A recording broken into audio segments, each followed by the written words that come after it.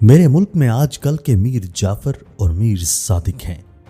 انہوں نے ایک آزاد ملک میں حکومت گرانے کے لیے بیرونی طاقتوں سے ہاتھ ملایا ہے۔ کیا بیرونی ممالک اپنی ریاستوں میں ایسے کرپٹ لوگوں کو اقتدار میں لانا چاہیں گے؟ کیا وہ ایسے کرپٹ سیاستدانوں کو قبول کرنے کو تیار ہیں؟ لیکن میں انہیں قبول نہیں۔ جب میں نے 20 سال کرکٹ کھیلی تو دنیا اور میرے ساتھ کرکٹ کھیلنے والوں نے دیکھا کہ میں آخری گیند تک کھیلتا ہوں۔ میں نے زندگی میں کبھی ہار قبول نہیں کی۔